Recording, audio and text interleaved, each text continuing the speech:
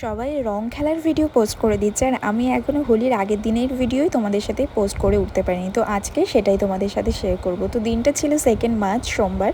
তো সৌরভ অফিস থেকে ফেরার পরেই আমরা দুজন মিলে একটু বেরিয়ে গিয়েছিলাম, বাজারের দিকে যাচ্ছিলাম যে একটুখানি আবির, পিচকারি, ঠাকুরের জন্য একটুখানি জামা, এই সমস্ত কিছু কিনবো বলে। তো এদিক ওদিক ঘুরপাকও একটুখানি খাচ্ছিলাম। বেসিক্যালি বলতে পারো যে একটু কনফিউশনে ছিলাম কোথা থেকে নেব না নেব।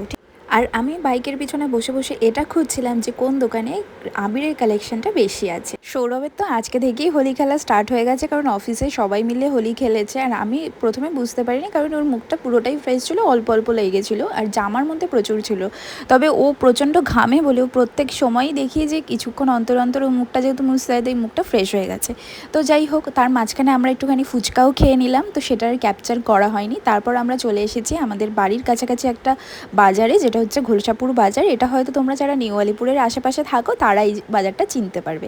তো এই তো আবিরের দোকানে চলে এসেছি, আর এখানে মোটামুটি কয়েকটা রঙই ছিল। আর এবার যেহেতু খুব একটা বেশি খেলবো না, তাই খুব কমই আবির নিয়েছি। আর তার সাথে অ্যাজ ইউজুয়াল ও তো রং নেবেই, তাই একটুখানি রঙও নিয়ে নিয়েছি। আর প্রত্যেকবার একটা করে পিচকারি নেয়, যেটা কোনো কমে লাগে না। তো ও একটুখানি বেলুন ফোলানোর জন্যই যা কাজে লাগে, সেটা আমি ও বাড়িতে গিয়ে অঙ্কে উঠতো ওরাই কাজে লাগায় আর কি।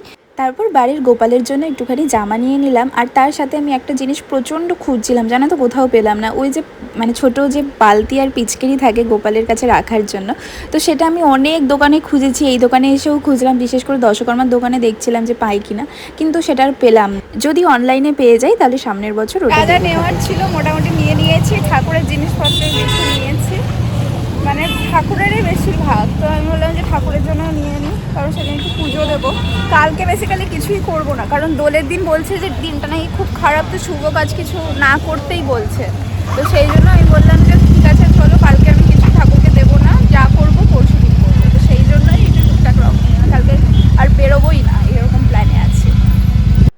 তারপর সৌরভ বললো যে একটু মিষ্টি নেবে, তাই জন্য একটা মিষ্টির দোকানে চলে এসেছি। আর এখানে ও অনেকক্ষণ ধরে দেখাদেখি করছে যে কী মিষ্টি নেবে কি না নেবে।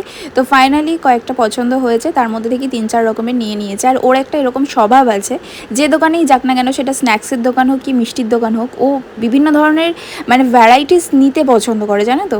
তো যাই হোক, তারপরে সেদিন আর রাত্রিবেলা বাড়ি এসে কিছু ভ্লগ করিনি। এটা হচ্ছে দোলযাত্রার দিন দুপুরবেলা। তো সেদিন আমাদের বাড়িতে একটু ভালো মন্দ রান্না হয়েছিল। অ্যাজ ইউজুয়াল আমি চিলি চিকেন বানিয়েছিলাম, আর আমার শাশুড়ি মা ফ্রাইড রাইস বানিয়েছিল, তার সাথে দই মিষ্টি ছিল। তো আজকে যেহেতু আমরা কোনো খেলাধুলা কিছু করিনি, তাই সেদিনকারের এই ছোট্ট ক্লিপিংসটা ভাবলাম অ্যাড করে দিই, নাহলে একদমই ভ্লগটা ছোট হয়ে যেত। আর সেদিন যেহেতু গ্রহণ ছিল, তাই 3টের মধ্যেই আমরা খাওয়া দাওয়া কমপ্লিট করে নিয়েছিলাম। আচ্ছা, গ্রহণ বলে যে কেউ এই দিনে রং খেলেনি তেমনটা নয়, অনেকেই খেলেছে, কিন্তু আমার মনে হয়েছে যে না, এই দিনটাকে আমি একটু মানি, তাই জন্যই আমি মেনেছিলাম। আর কোনো রং সেদিনকার নিজেরাও খেলিনি, আর তার সাথে ঠাকুরকেও লাগাইনি। আর যেটুকুনি যা হবে সেটা ভেবেছিলাম তার পরের দিনেই করব। তো এটা বলতে পারো যে এটা আমার পুরোপুরি নিজের ইচ্ছা। তাহলে চলো আজকের মতো এই ভিডিওটা এখানেই এন্ড করলাম। দেখা হবে নতুন একটা ভিডিওর সাথে, ততক্ষণের জন্য সবাই খুব ভালো থেকো, বাই।